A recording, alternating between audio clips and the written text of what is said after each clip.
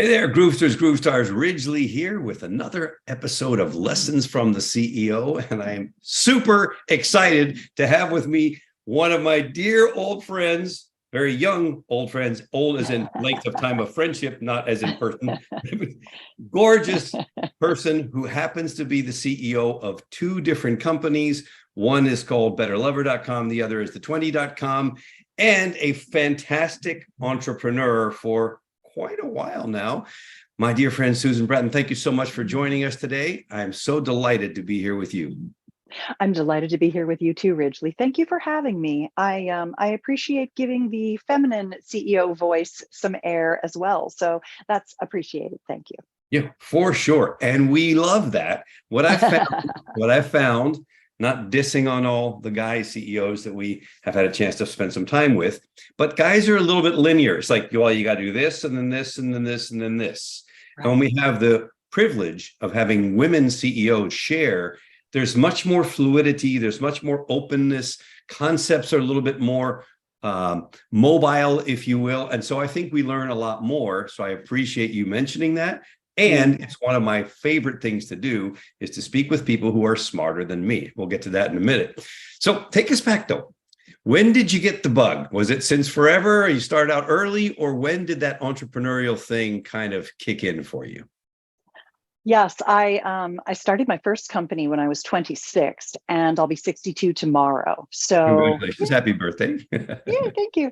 So a long, long time ago, I started my first company, and I was a publisher's representation firm. And I was actually encouraged by a woman CEO to start my company and to take her business on as my first client. She bought me a fax machine to start the business. Oh, that's great. I know, it's so cute. It was, we used to do all our IOs, our insertion orders by fax, way back when. So I got the bug very early and sold my first company just around the time that I married Tim Bratton, my husband of now 30 years, who you know as well too, because we're in masterminds together. And after I sold that company, I went to work in Silicon Valley, and I really wanted to get stock options. It was the heyday of good ass stock options. And so I ended up getting a job at a company called At Home Network, and we were the company that developed the first cable modem. And my husband, Tim, was the inventor of first a company called MediaVision that had the first PC sound cards. And then after that, the company that invented online music with a company called Rhapsody, which started out as listen.com. So we were very much a Silicon Valley executive couple. And I worked in tech for 2 decades.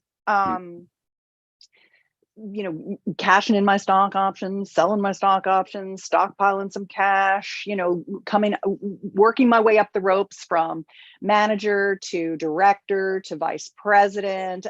Pretty soon I was in the boardroom with all the other business owners running $100 million book of business, hundreds of people reporting to me. And I really enjoyed that time. That was the .com era.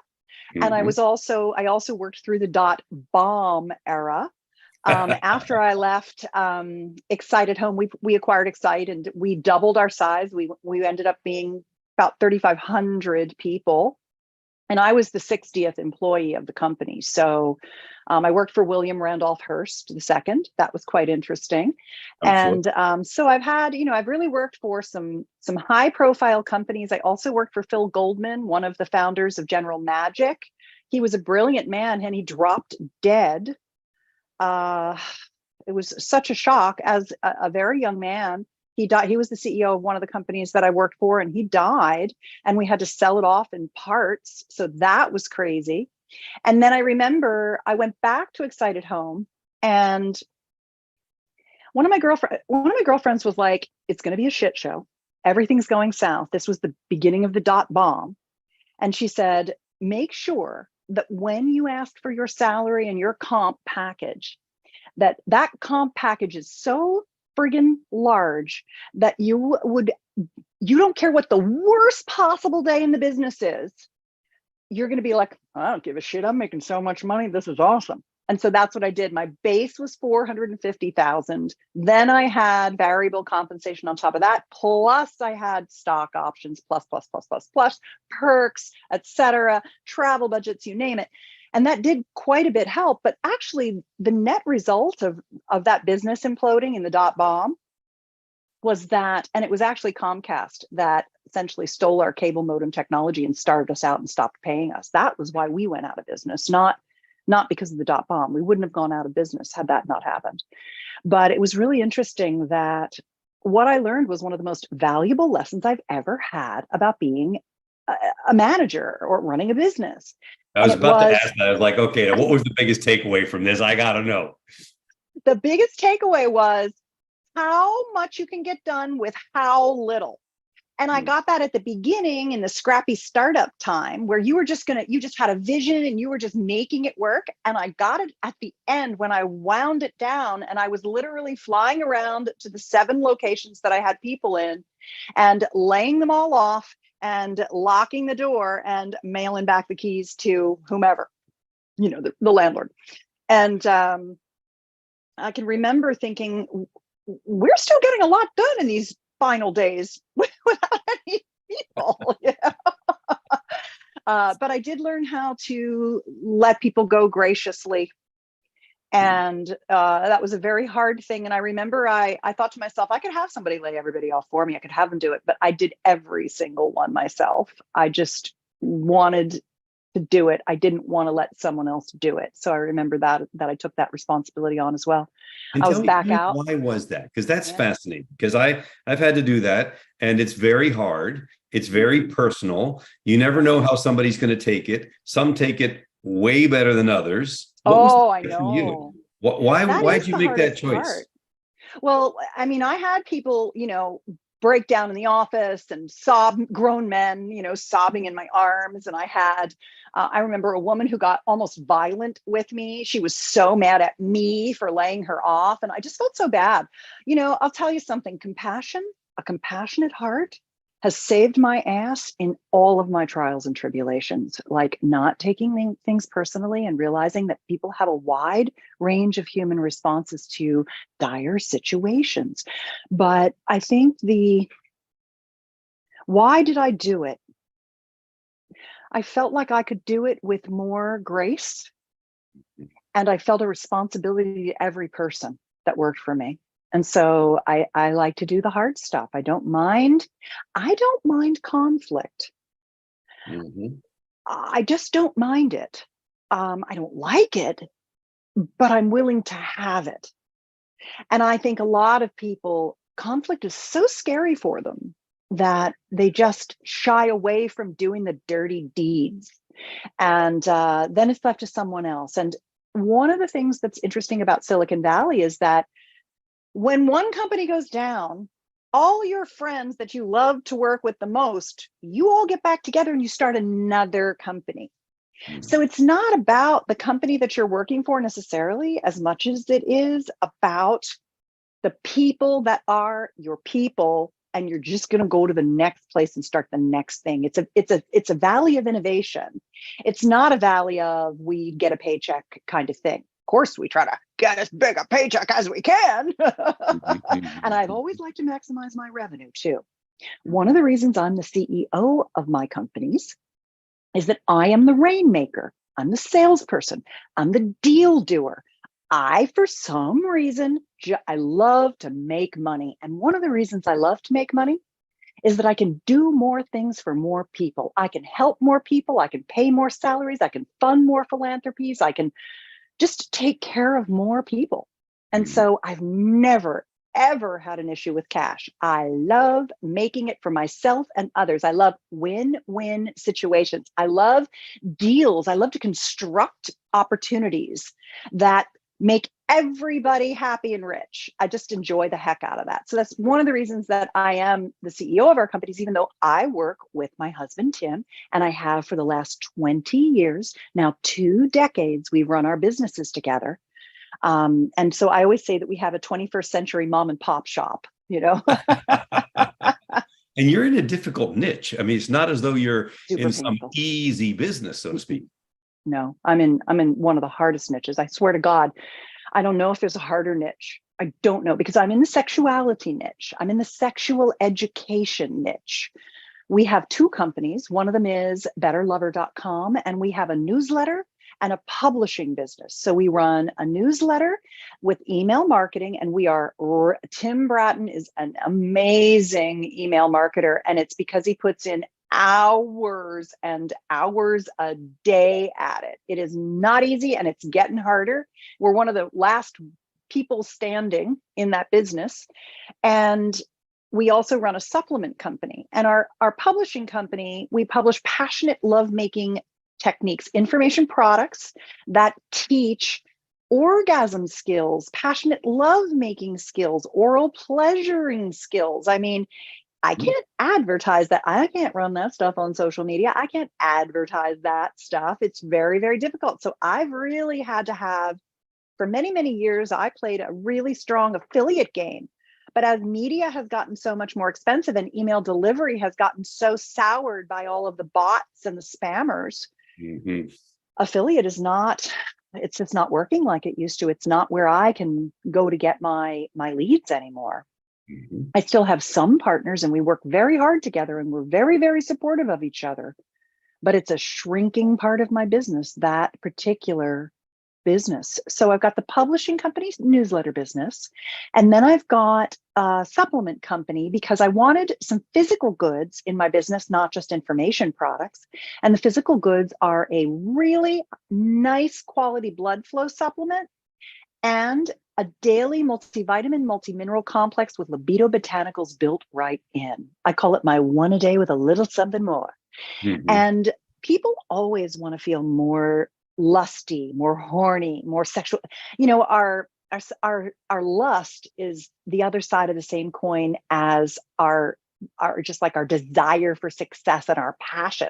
I mean, passion is sexual passion, and it's the passion for living. It's the passion for what you do. It's really all the same, just different facets of the same thing. So people are driven to want to feel that desire inside them. And so I do really enjoy, my passion is passion. My business of teaching people passionate lovemaking techniques, heart-connected lovemaking techniques is really something that if I had the opportunity to get out of the business and get into something else, I could have done it, but I didn't.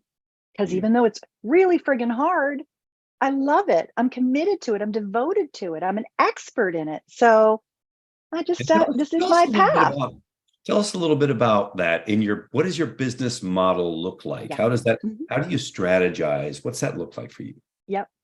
So basically our business model is traffic and conversion. I bet you've heard those words before. I define it as 37 billion times.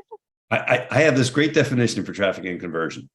Ooh. How do people find you? Yeah. And what happens when they do? That's it. I love it. Right. So we're always thinking about traffic and conversion. So we have our offers, and we have the inbound traffic to our offers. And because of our niche, we're not the kind of person where we're not make money. If I was going to get in a different niche, I'd get in make money. Make money is a good niche because you can justify the purchase. I mean, it's just so much easier to be in the make money niche. But the strategy of my company is that I look for like a series of inbound lead generation opportunities and a bunch of offers. And the core of what I do is I use email marketing to get my leads in, to warm them up, to tell them about the various offers that we have and affiliate offers that we like. And then we let them find the ones that are right for them, because human sexuality is a vast landscape and people are all over that map. And I don't know what any one person's going through. You know, one person could be in a sexless marriage and another person could be just starting to date and having a super hot date and wanting to really impress their lover. You know, I just don't know where they are. And so I want to find all the things that are right for them. So we develop relationships with them. And the consistency of our marketing has been such that we have had people on our email list for decades. So people become fans, and we give away. One of the things Eben Pagan taught me. Do you remember Eben Pagan? Of course. Yeah. Brilliant One of the guy. things, he's brilliant information product marketer. And one of the things that he taught me was give away your golden nuggets. Give your best stuff away and people will be yours forever. And I really took that to heart. And I have over 30 free gift opt-in funnels. And one of my current sources of traffic, so I've got affiliate as a source of traffic, and I've got podcasting as a source of traffic, because podcasting is one of the few uncensored mediums. And there are every podcast on there, from menopause podcast to bodybuilding podcast to women's empowerment to business podcasts to sex podcasts and relationship podcasts and dating podcasts and health podcasts and biohacking podcasts. There's really so many podcasts out there. And Dale and Miller, DMPR, they get me on 5 to 10 shows a week. And I can literally just drop free URLs, and they're URLs that are very, very memorable. Mm-hmm. Because if you're walking on the beach listening and you're like, oh, right, Thrust in Time, I've got to go check that out, or whatever, you'll remember it if it's clever. You'll remember it if it's something you want. You'll go back if you can't be in front of your computer and opt in. So we have tracking funnels that allow us to track the opt-ins from the podcast medium, as well as the tracking funnels from our affiliate relationships. And for the first time, we're launching currently a very concerted social media effort. I think the time is finally right, because I've been shut down a few times for barely anything. Mm-hmm. But things are loosening up a bit in the social sphere. I'm excited about the new Threads. I'm on that now, that Twitter, that Elon ruined Twitter. And well, now it's called X, marks the spot of death as far as I'm concerned. He just completely blew that shit up. $44 billion worth of Saudi money that he just like ignited into thin air. So, we do quite a few little things to get our traffic in, and then we have them on our email list. We have an incredibly amazing content production team in the Philippines, and we've had outsourced our employees in the Philippines. We call them our Filipino family. They've been with us for well over a decade, going on, some of them 15, maybe 17 years now. And they have just, what I love about working with them is they're loyal, they're easygoing, they are smart, and they do what we need, which is constantly learn new tech. Like, one of the things that's happening right now is that we're moving from Asana to ClickUp, and we're moving from ARP Reach to Green Arrow. So Tim, my husband, who's COO, he handles all of the finance and the tech with Chris Mercer, who is our CTO, who is famous in our world as an analytics expert, but he's been our part-time CEO for over a decade.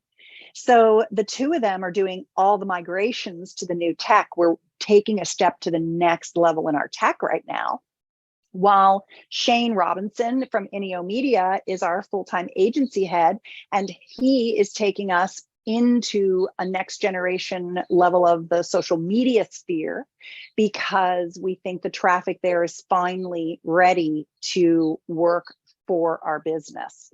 So we are kind of running these concurrent things, and our content team in the Philippines, they systematically every single day for over a decade have produced our email newsletter. It comes on time. There's no typos in it. It's excellent. The content is amazing. I write most of the content with I either write it or my copywriter writes a lot of the affiliate stuff. He'll take the swipes and then give it to me, and then I have always the last eyeballs on everything. But it's just been really, really, really great to work with our team, because once you get a great employee, I mean, we've had some churn here and there, but not much, man, because we treat our people well. We pay them well. We love them and appreciate them. And we keep giving them more opportunities to learn more and more things and to do greater and greater work. And it's just been a fantastic system for us. And so when you think about that as a leader, you see so many people. What do you think are the one or two top characteristics of those who can make it as an entrepreneur, as a business person that you've experienced? Well, I think you have to be really smart. I don't think being an entrepreneur is necessarily for people who are of middling intelligence. I think you have to be extremely intelligent, mentally facile. You have to not be afraid to make money. You have to not be afraid to work. You have to be decent at managing people. Now, I don't do our people management. It's not what I'm good at because I have to do all the creative and the strategic thinking and the rainmaking and the deal doing and the money making. That's what I do. Those are the things I do well.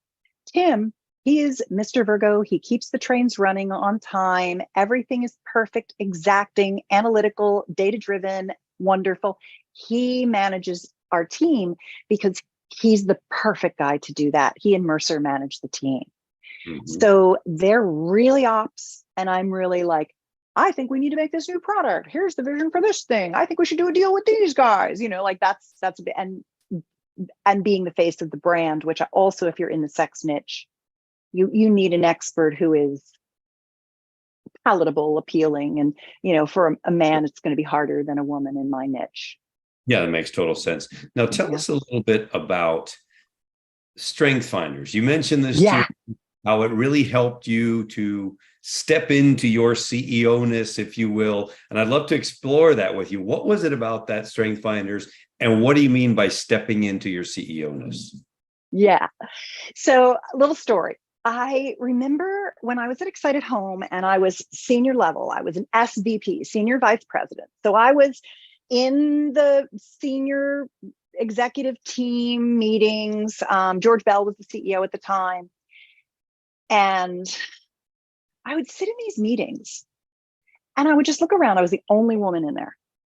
And I would look around and I would just listen to everybody talking about, how we're going to make our number and what's going on and, with the ups and downs of the business and what the initiatives were and all the things. And I thought to myself, these boys are all arguing over a fixed pie. They have a fixed pie mentality.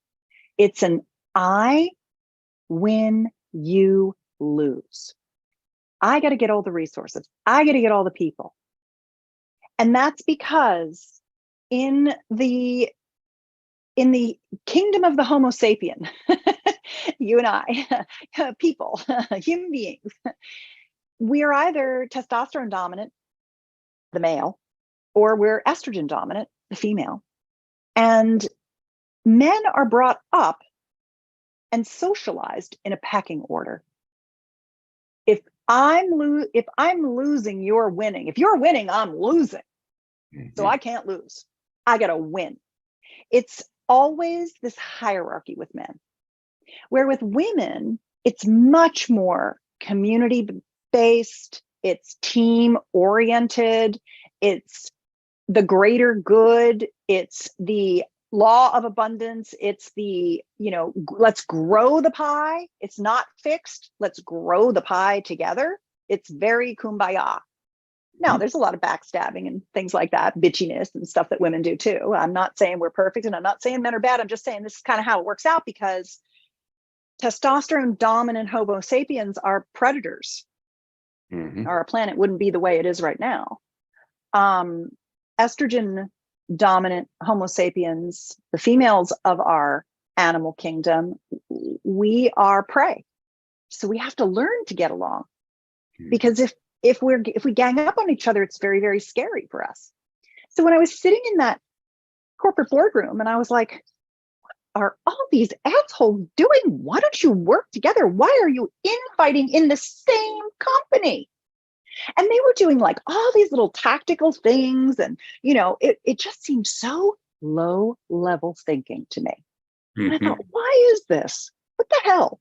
And it was right at that time that Marcus Buckingham had come out with the Strengths Finder Index. He worked for Gallup, so he had access to a very big database of American sentiment. And he came up with this 18-question quiz. And you can actually go buy the book now. The way you do it is, I don't even think they ever really put the whole thing online. You can take the quiz online, but you've got to get it's almost like you buy the book, and buy the book at Target. They always have it on sale. Buy the book at Target and go online and take the quiz. It has a code in the book, and then you can find out what your top 4 or 5 strengths are. Mm-hmm. And it was at that moment, it was right during that time that I did the Strengths Finder. And one of my top strengths, my number 1 strength, came out as a communicator. You can tell me 25 million things, and I can give you a 1 or 2 sentence response that summed up everything you just told me. That's like a friggin' tagline, the best tagline you ever heard. Like, I'm really good at netting shit out. Mm-hmm. So I've always been in communications because of that. But then my second really big thing was that I had a strategic mind. And I thought, well, that explains it, because I'm in a room with people who don't have strategy as one of their core strengths. They got in there somehow, but it wasn't from strategy. And so I begun to trust my strategic mind. And I begun to believe in myself and my abilities more, because this Strength Finder, and one of my other strengths is woo. I can talk people into things. I'm really good at getting people like on the bandwagon. And that's what's good at making money. You need to do that. You need to be like, here's the vision, here's how it's going to work, this is how we're going to make the cash. I can do that. So once I understood what my strengths were, and I really began to play to them and honored them and realized, because the way Strengths Finder works is it basically says lots of people are strategic, but not that many. Lots of people are good communicators, but not that many. Lots of people are good at woo, but not that many. Because across the entire population, you're in the top couple of percent in this particular thing as compared to all the other people that you're dealing with. Mm-hmm. And that's what's so good about the Strengths Finder, is that when you walk into a room and you know you're strategic, you can assume that there might be one other of you in there. It's kind of like the sociopaths. There's one in every room, and there might be 2, and they friggin' know who they are. Even if you dumbo don't know, they do. So it's all just odds. Mm-hmm. And so I just began to step into it more and more. And then when we started Personal Life Media, I really didn't have that. I didn't have any true CEO experience except being an entrepreneur in my own small businesses. But my husband, he really saw my potential, and he really believed in me. I have always said that for the last 30 years, Tim Bratton has been the wind beneath my wings. Mm-hmm. He has constantly believed in my possibility, in my potential. He has encouraged me every step of the way. And one of the things that he loves about me the most is that he has a relationship value that he calls growth, where I show him what he is capable of. And he really appreciates and needs that. That phrase, behind every great man is a great woman. Mm-hmm. It's true in our relationship like that too, but I'd say it actually goes both ways. Love that. That's I have really enjoyed how he's the analytical precision guy, and I'm the let's just throw it up against the wall and see what sticks gal. And we've mutually supported each other's growth in so many ways in our relationship. And I know that most people aren't lucky enough to have a 21st century mom and pop shop. But you can have really great second in commands and I've always had really great second in commands. I've purposefully made sure that my second in commands love me, love who I am, what I do, want to support me, want to see me win, and fill in all my blanks and blind spots. I'm shitty at finances. I just need you to show me the numbers and get the numbers for me. Show me the numbers. Tell me what you think they mean. Let me look at them, discuss them. I don't want to do a spreadsheet ever, right? I don't want to do the tech integrations. I can't do the tech integrations. I just want you guys to figure that out and tell me how it's going, and let's make it happen. I just think that divide and conquer, where you have the people that you need to fill in for the things you're not good at, are as important as knowing your strengths. And so it was really I remember at the time that I was doing the Strengths Finder, I had both a chief of staff and an administrative assistant. and a full-time nanny who was also a personal assistant. And they helped me keep house, home, and business going. And they had my back. And my operations manager was a long-term friend of mine, and my woman who, my VP of customer care, client services. She was also a long-time friend of mine. They were not going to fuck me over. They had me, and they wanted me to win. They believed in me, and they filled in all my weak spots and kept an eye on my business with me so I could be successful. And I think that is very, very important, is to surround yourself with people you trust, because so many times with entrepreneurs, I hear the stories of, oh my God, my partner screwed me over. And I'm like, how'd you let that happen, man? What weren't you paying attention to let that happen? I don't think that I haven't been screwed over because of luck. I think I haven't been screwed over because I pick my people super well. Let's talk about that for a second, because there is that concept of surrounding yourself with smart people. And there's Yep. also the concept of finding mentors Yeah. and even mentoring. And I'd love to hear Yeah. your take on all of the above: the surround yourself with smart people, the finding mentors, the value of mentors. Obviously, Yeah. we're in the mastermind together, so we're always peer-to-peer learning. But tell me a little bit about that and how that's affected your progress. I love masterminds for peer-to-peer learning. What I have also been is extremely lucky in being mentored. And I've been mentored both professionally and in a couple of different ways, both in the like, how can I be more successful in this business? And in the, how can I be a better sexpert? So two of my best mentors ever. One of them was a guy who was at Hewlett Packard. And so when I was at Excited Home and I was a director level and I wanted to be VP, I found out that the other directors who were men who came in right when I came in got more stock options than I did. And originally that just chapped my cheeks, really chapped my cheeks.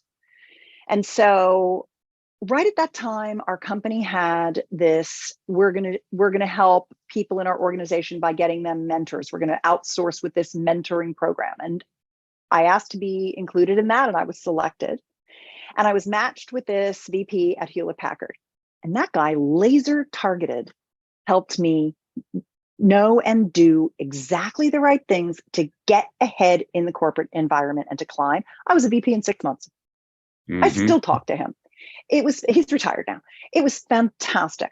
When I was a little budding salesperson, a little budding business person, when I was, I don't know, I'm going to say 19 or 20 or 21 years old, I was a lowly clerk in a corporation.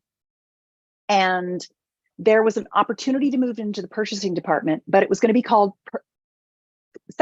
purchasing secretary. And I said, I'd like to apply for the job, but I never want the word secretary on my resume. I can't even interview for this job because I can't be a secretary. And the guy looked at me, Herman Ketting, and he said, okay, how does junior purchasing clerk sound to you? And I said, good. And he said, then you're hired. And he went on, he was just about to retire, and he went on to teach me the entire business. I did all his work for him. He taught me everything. He just completely mentored me. And then all the salespeople used to call on me because I was the buyer. And I thought, oh, I'm on the wrong side of the desk. I need to be a salesperson. So I Mm-hmm. ended up leaving and becoming a salesperson and having some fantastic buddy calls with these crusty old sales guys in Arizona who they were like, when the buyer says yes, shut your mouth and take the order. Stuff like that you really need to hear. And they made me such good salespeople. On the other end of the spectrum, I've had like corporate strategic mentors who were given to me as a gift from my company. I've had the mentors that were just like, they took me under their wing and said, here's a bright soul, let's, give her wings. And then I have had mentors in my sexual, expertise area. One of my mentors was she was a PhD of orgasmic potential. And she mentored me through my orgasmic expansion. And my company, Better Lover, it's the hallmark of our business that literally our defining market differentiation is that we don't just teach sex techniques, we teach you how to expand your orgasmic bliss. We're focused on orgasmic pleasure. I can't believe no one else is. I'm like, okay, like, what are all you guys doing? Because we're having orgasms over here, really good ones, a lot of them and all kinds. So God love you, do whatever you need to do. But people gravitate toward, if you want to be the best, if you want to be the best in bed, why wouldn't you have the most pleasure? And so I was so lucky to have someone who very early on mentored me and just letting go and believing in the path of the possibility of the human potential of orgasm. And that's been the career that I have carved out. And so that was just as powerful a part of my mentorship as the how to become a VP if you're a director. Tell us a little bit about your infrastructure and how is that set up? Because I mean, you have this very unique business, very different, and yet it's a big business. I mean, this is something that people care about. People care about having better sex, better orgasms, expanding that experience, etc. Yeah. What kind of an infrastructure have you built to put that all in place? Well, we use Slack, and we have been using Asana, and we have teams of people, and everybody knows their jobs, and we all know what the deadlines and schedules are, and we work out in advance, and we try to take the month of December off as a company because I don't know if you've ever worked with Filipinos, but Christmas is as big a thing in the Philippines as any possible place in the world. And they really love to go home. They usually live in Manila and they want to go home to the provinces and they want to spend the holidays with their family. They like their 13-month bonus.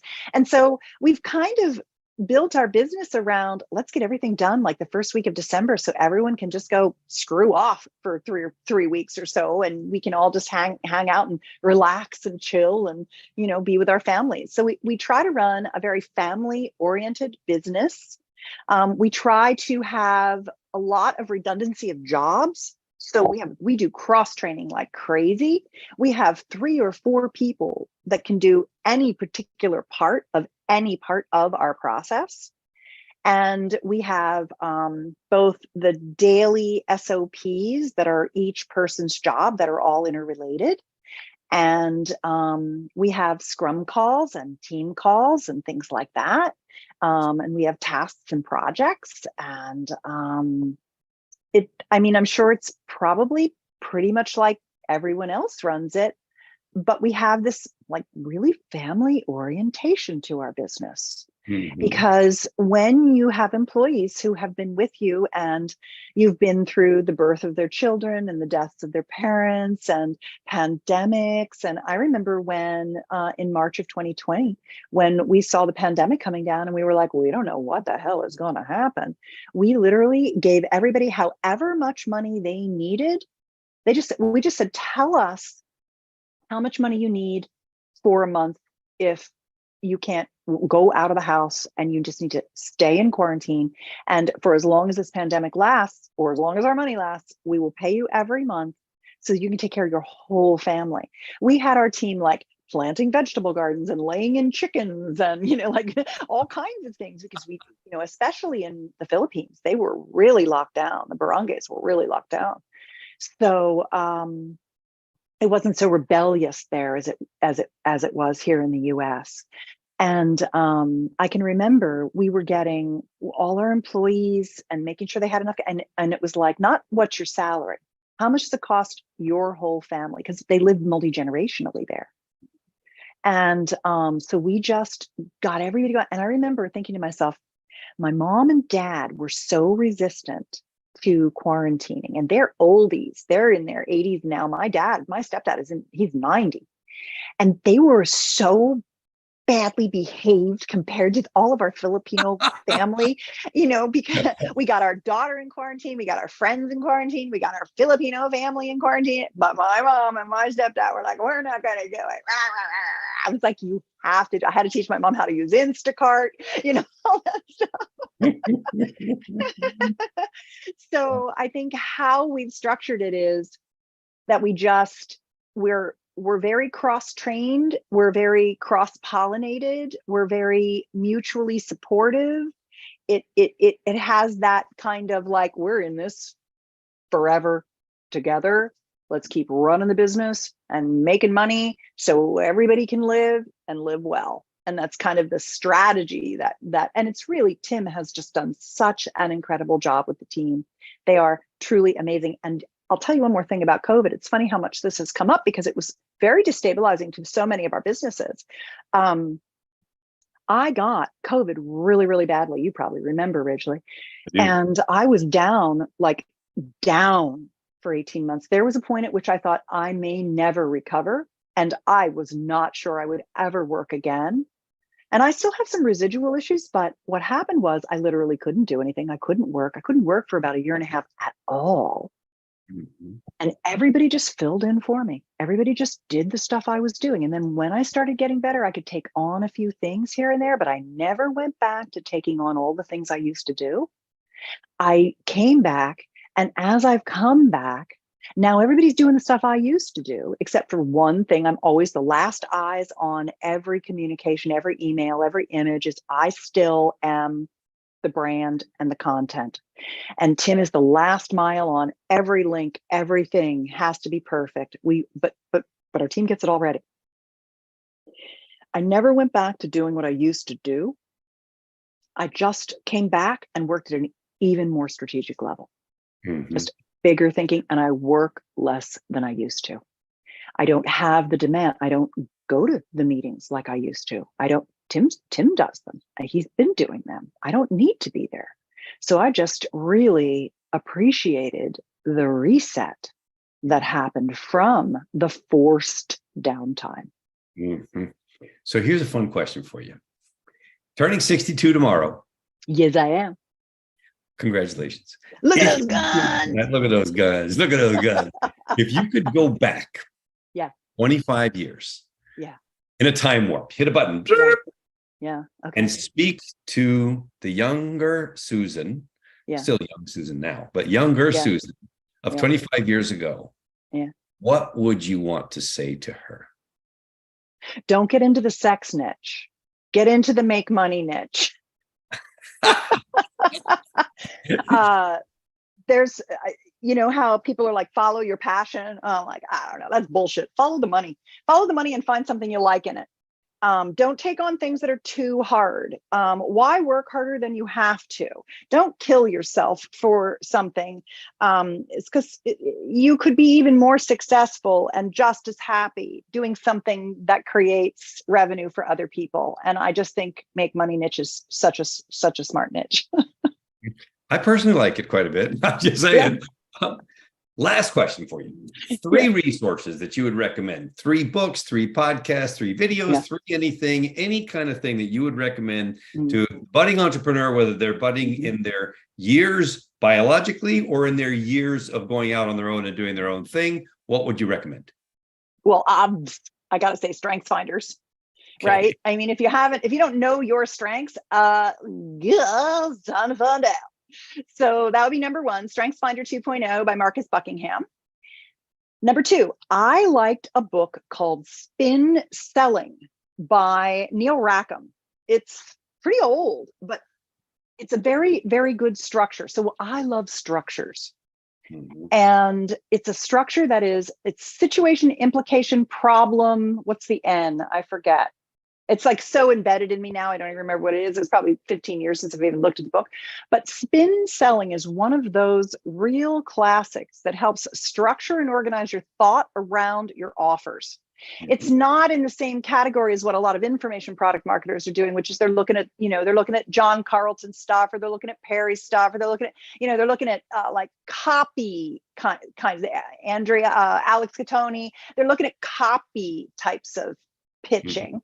But you got to go back before that to the real reasons why. Implication needs.